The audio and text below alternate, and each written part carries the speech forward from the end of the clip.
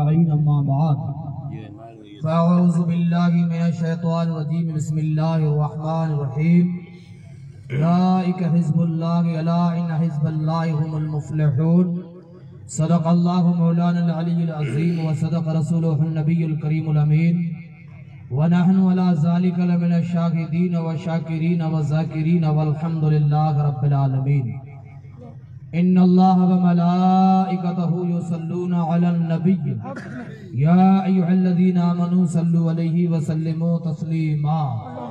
اللهم صل على سيدنا شفيعنا نبينا مولانا محمد وبارك وسلم عليه صلاة وسلام عليك يا رسول الله وعلى آلك وصحابك يا حبيب الله صلى الله تعالى عليه وسلم رسیوں نہ جتے روح الامین ہویڑو تے حضرت مکین رسیوں نہ جتے روح الامین ہویڑو تے حضرت مکین منزل انیا چھاتو پچھیں قوسین ادنا بالیقین ایڑی اتھئی اقبال ہی بلغ العلا بے کمال ہی پیدا تھیو نور خدا سبھی طبق روشن تھیا پیدا تھیو نور خدا سبھی طبق روشن تھیا اردو سما پکھڑی پیا ظاہر تھیا اجڑی نہ اتھی گال ہی کشفت دجا بے جمال ہی اخلاق بس ایڑو حسین سبنی چیو آہے امین اخلاق بس ایڑو حسین سبنی چیو آہے حسین اردو سما تھیا زیرے نگی مخلص بھلو ہر حال ہی حسنت جمیع و خصال ہی صلوات کے بر مصطفیٰ صبح و شام پرت مجھا صلوات کے صبح و شام پرت مجھا صبح و شام پڑھ دو رہے تو خود خدا پڑھ تو زیاں بے عیال ہی صلو علیہ وآلہ وسلم و تسلیما اللہم صلی علی سیدنا مولانا محمد مبارک وسلم علیہ السلام علیہ یا رسول اللہ صلی اللہ تعالیٰ علیہ وسلم میں میرے نوجوانوں سے گزارش کروں گا جو میرے بھائی باہر کھڑے ہیں ان کے کانوں تک یہ آواز پہنچائیں کہ آپ حضرات جو اسی محفل کے لیے آئے ہیں اور اسی محفل کا فیوز و برکات لینے کے لیے یہاں تشریف لائے ہیں تو آپ کا اولین فریضہ ہے کہ آپ اس مبارک بابرکت محفل کے اندر بیٹھ کر کے اللہ اس کے رسول کا ذکر سنیں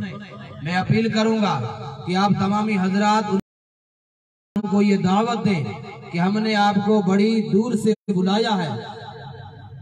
اور آپ حضرات یہاں تشریف لائے ہیں تو آپ کا ہم کا سب کا فریضہ ہے کہ آپ کر کے اس تمبو کے اندر بیٹھیں یہ تھوڑا سا سمے تھوڑا سا وقت تھوڑا سا ٹائم ہمارا یہ گزارنا اللہ رب العزت کی دربار میں پسند آ جائے گا تو ہمارا بیڑا ہی پار ہو جائے گا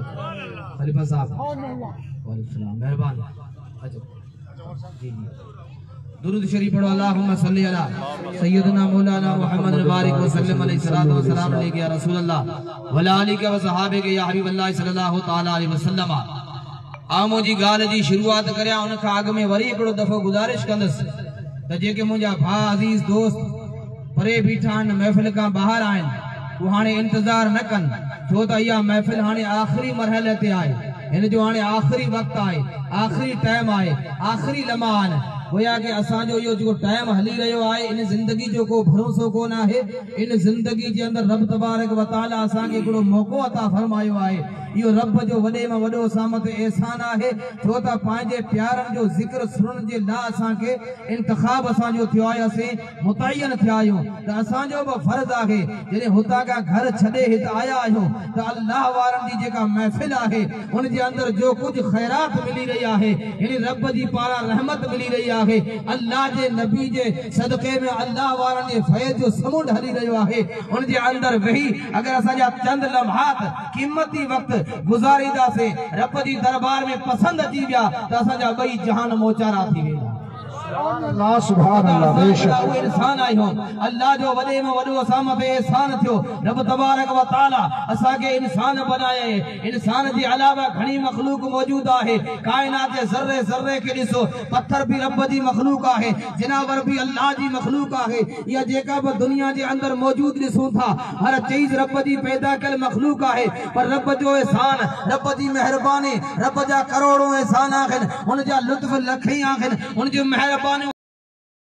ہزار آہن جو ان کے اساں کے رب العالمین ایکڑی ایڑی مخلوقات منجھا پیدا فرمایا ہے جیکو اشرف المخلوقات آہے اشرف المخلوقات انہیں چنل مخلوق آہے ایکڑی کا چنل مخلوق ان زمین جے متھوں ان آسمان جے ہیٹھوں ان مخلوق جے اندر کئی ہزارہ انسان موجود ہیں پر رب العالمین اسا کے ان پاک نبی جا امتی بنایا نبی لا تعداد آیا جن تمنا کئی اسا کے اللہ جے حبیب جی امت تا کئی بنجے رب العالمین فرمایو یا امت اواں کے کون ڈنی ویندی یا امت جیکھے ملندی ان جو نالو آسمانی دنیا میں احمد آہے اس زمین جے متھوں محمد کریم آہے ان حبیب جی یا امت آہے جن جو صدقو کائنات کھائے تھی آدم علیہ السلام کا وٹھی آخری انسان تائیں یہ کہ مخلوق پیدا تھی تھی چکی آئے سجو سارو صدقو محمد عربی جی ذات جو آہے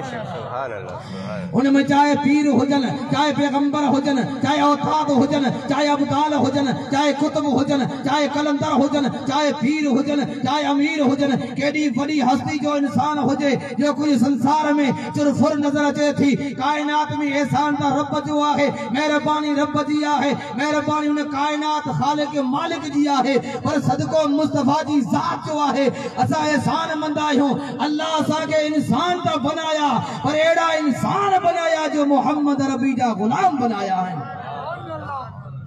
محمد عربی جاسا کے غلام بنایا ہے یہ رب جو وڈے ماں وڈو احسان آگے آوہ کے مبارک بادی دیا تھو لا تعداد مخلوق موجود آئے کہ کھے یوں محفلوں نصیب کون دیتھن یہ رب جے احسان سا اللہ جے فضل سا ان کی مہربانی سا ان جے کرم سا اللہ وارن سا سا جو کنیکشن آگے کہ جو ملتان جے بادشاہ سا کنیکشن آگے کہ جو مختوم سرور نحو سا کنیکشن آگے کہ جو سانگرے جے شیر سا کنیکشن آگے ہر گادی سا کہ جو شیخ احمد سرندی سا کنیکشن ہے گویا مشرقی مغرب جے وچ میں یہ کہ اللہ وارا موجود ہیں یہ جو بخانقاہوں ہیں چاہے قادری ہوجے چاہے چشتی ہوجے چاہے سوروردی ہوجے چاہے سروری ہوجے کعب خانقاہ ہے ہر خانقاہ وارو سنجے سر جو تاج ہے پر اسی جی محفل بنائے رہا ہوں یہ محفل میں موجود ہوں وہ سنجو پیر تاج ہے یہ صدقے میں رب اسا کیا محفل نصیب فرمائی ہے بے شک سبحان اللہ اسا کے کیڑی خبر ہوئی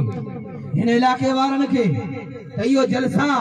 یہ محفلوں حق منجوندہ اللہ تبارک و تعالی مخدوم سرور نو حالائی بزرگ کے وڈی عزت عظمت عطا فرمایا ہے ملتان جا بادشاہ بر صغیر کے اندر یہ کو قال نبی ہے قال رسول اللہ جو ورد حلی رہا ہے یک جہان جا انسان یہ کو بر صغیر میں موجود ہیں یہ کہنے کی خانقاہ کا فیض ملیوا ہے علم ملیوا ہے عزت ملیا ہے شہرت ملیا ہے جو کچھ ملیوا ہے کائنات میں ویا ایشیا کے اندر اسا کے فیض جو کو سمجھ ملیوا ہے یہ سجو سارا صدقو ملتان کے بادشاہ جو آئے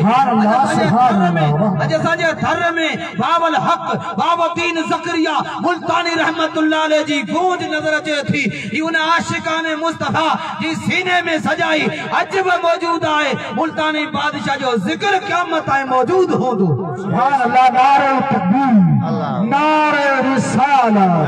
نعرہ حیدری یہ تک آلہ ان خانقاہ دی جو کو سہر وردیہ خانقاہ ہے پر سجی خانقاہ جو دربار ان جو ہیڈ کوارٹر انہیں متھے عزت دین وارو عظمت دین وارو جن جو قدم تمام ولیان جی گردن متھے ولی سگورا سب عزت وارا ہیں عظمت وارا ہیں شہرت وارا ہیں ان کے رب تبارک و تعالی وڈیو عزت عطا فرمایو ہیں بڑا رب جا احسان ہیں ہر حال میں اللہ تبارک و تعالی جل شانہ ان کے عزت دے روانہ کیا ہیں پر قربان ونا جن جو جشن جن جی یہ پروگرام جن جو میلاد جن جی خیرات علی رہا ہے اسا اج جن جو صدقو کھاتو آہے اج جن جے صدقے پانی پیتو آہے اج جن جے صدقے اسا کے اشتیز ملیا ہے یہ عبدالقادر جیلانی محبوب سبحانی جو صدقو آہے سبحان اللہ سبحان نعرہ تکبیر نعرہ رسالت علماء اہل سنت حضرت مولانا محمد بلال صاحب قادری درود شریف پڑھو اللہم صلی اللہ سیدنا مولانا محمد مبارک وسلم علیہ صلاۃ و سلام علیہ یا رسول اللہ صلاۃ و سلام علیہ یا حبیب اللہ صلی اللہ تعالی علیہ وسلم موقع آگ میں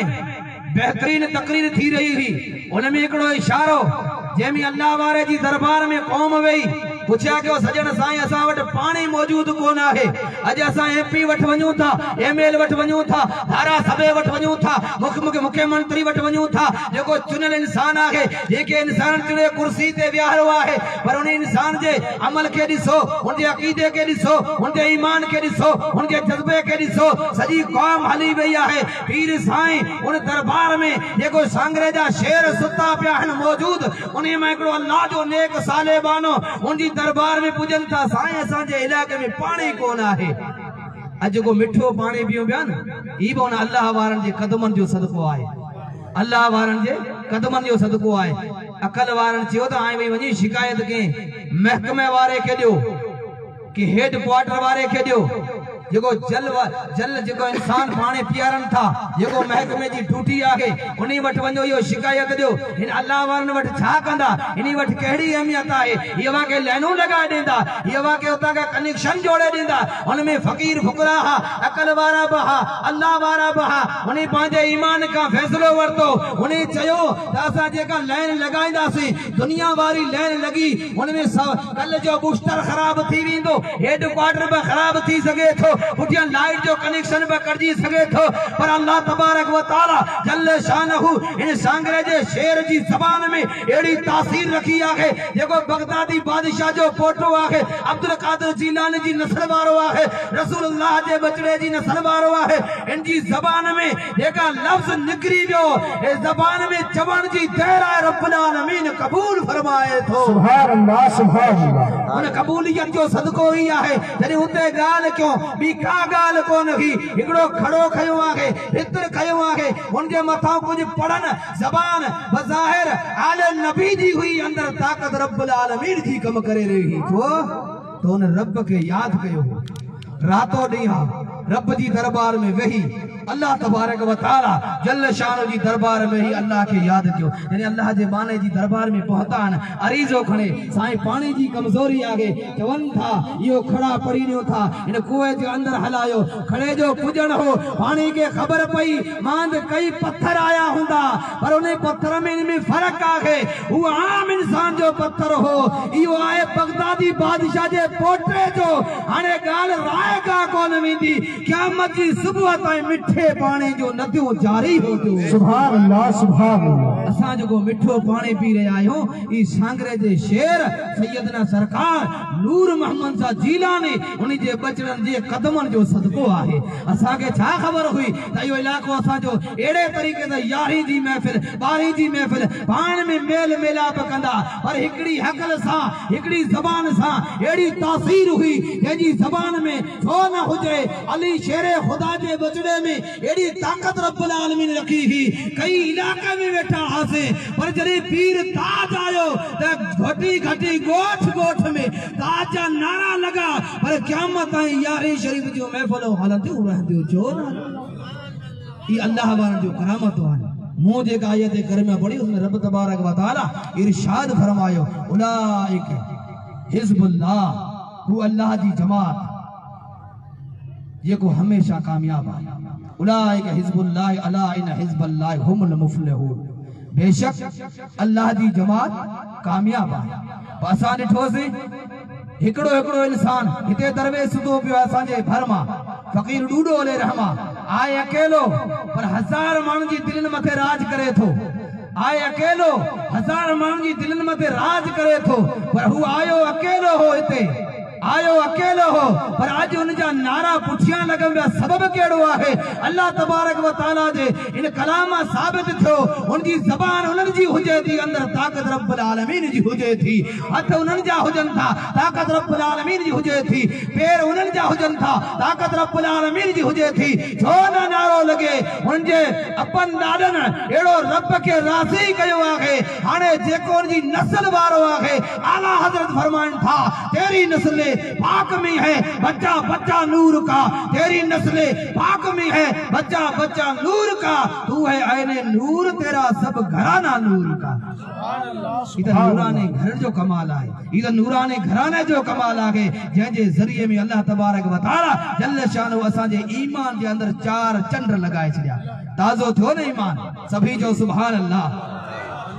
बैटरी चार्ज थी न 4-5 साल थिया आहिनि, डिम थी वई ही कमज़ोर थी विया हा मूं घणनि खे ॾिठा हा को किथे थाबा पियो खाईंदो हो को कंहिंजी जमात गॾु लॻो वेठो हो सभु असांजा भाउ आहिनि ला इलाहा इल्लल्लाह मुहम्मद रसूलुल्लाह पढ़ण वारा आहिनि पर असांखे ख़बर कोन हुई कहिड़ी भित मज़बूत आहे कहिड़ी राग कमज़ोर आहे कहिड़ो वण पको आहे कंहिंजा मेवा कचा आहिनि असांखे ख़बर कोन हुई पर जॾहिं आयो ताज खणी सबके चई छॾे हाणे घबराइण जी ज़रूरत कोन आहे सभु को पंहिंजे वण हेठि वेही पंहिंजे पीर जो दामन जलो बेड़ो पार थी वेंदो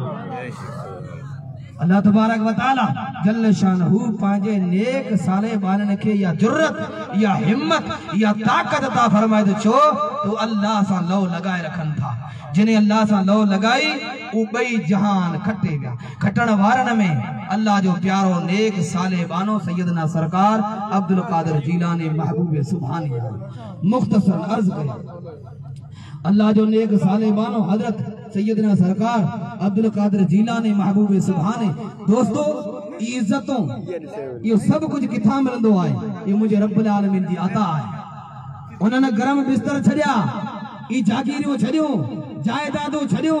बिल्डिंगों छड़ियो बंगला छड़िया ये कोठड़ियों छड़ियो बिरादरी का तर्क था सब कुछ छड़े मसलो खणी जने जंगलात में पुगा है अल्लाह जो प्यारो नेक साले बानो अब्दुल कादिर जीलानी फरमाए थो मां मुजी जिंदगी जा 40 साल हिकड़ो साल ना 2 साल ना 3 साल ना 20 साल ना बल्कि 40 साल मुके कशस आयो मुके हिम्मत रब्बुल आलमीन अता फरमाई इशा जी अजान थींदी ही मोहब्बत सां वही फर्ज पढ़ंदा हासे फर्ज पढ़न का बाद में उन्हें वुजू सां 40 साल मो गुजारे छड़िया फजर जी नमाज अदा फरमाई है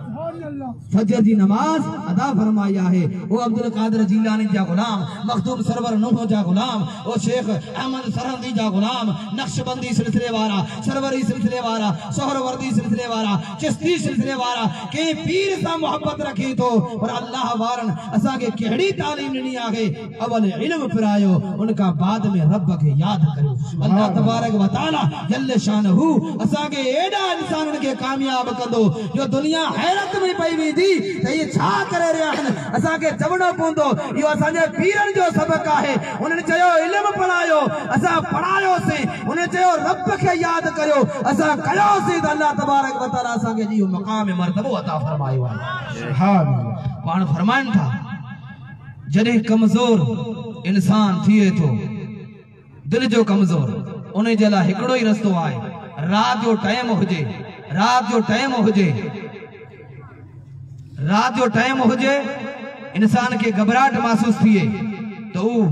दुनिया से कतई ताल्लुक थी रात के टाइम में वुजू करे अल्लाह जे घर में हलियो वनी रब जे दरवाजे घर जे दरवाजे के खटखटाए पोया तो जे ला सब दर बंद थी विंदा है उन टाइम उन जो दर खुलो होंदो आ जने तो जो को दुनिया में सुनन वारो कोन होंदो आ जने उन जी दर में पहुंचवे त मलाइक रब जी दरबार में अर्ज कंदा मुजा मौला कई साल गुजरी वे आयो कोन थे आज किथा चंगारी लगी आज किथा करंट लगो कि अल्लाह वारे जी महफिल में वियो एकड़ी गाल उनके पसंद आई आज तड़पी वियो आहे या रब्बुल आलमीन इन जी तड़प के कबूल फरमा मलाइक तो जेला दुआओं कन था रात के टाइम में तो जी तकदीर बदले वने थी सुबह जो उठे रात में दवाई छा हुए सुबह जो दिसोदा नमाजी नजर अचे थो यो कंजो कमाल आहे रब जी रहमत जो कमाल आहे जने घोरे इंसान के कोशिश कर खपे अल्लाह जे दर में अल्लाह जी दरबार में वेचो थिए अल्लाह जी दरबार में दुआ है रब्बुल आलमीन असा जो अचण वेहण पाजी दरबार में कबूल फरमाए चोथा वक्त घणो तेजी से हली रहियो आगे मुके बेन जो भी ख्याल रखनो आगे अल्लाह तबारक व तआला जल शानहू मु जो कुछ चयो उन जे अंदर खता गलती लफ्ज़ थी हुजे पांजे करम सा पांजे फजल सा पांजे एहसान सा माफ फरमाए वाखिर दावाना अल्हम्दुलिल्लाह रब्बिल आलमीन अस्सलाम वालेकुम वालेकुम अस्सलाम व रहमतुल्लाहि व बरकातहू सुभान अल्लाह माशाअल्लाह बेहतरीन अंदाज में आपने हमारी जमात के एक बेहतरीन आलिम फाजिल हजरत मौलाना जमालुद्दीन कादरी अनवारी को समाअत किया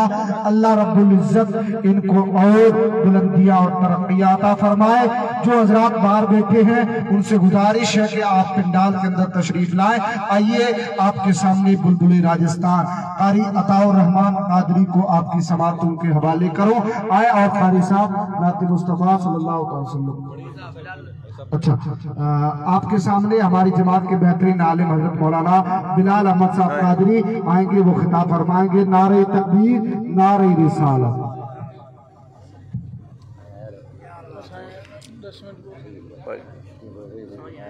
آپ حضرات جگہ بنا کے رکھیں. نعرہ تکبیر،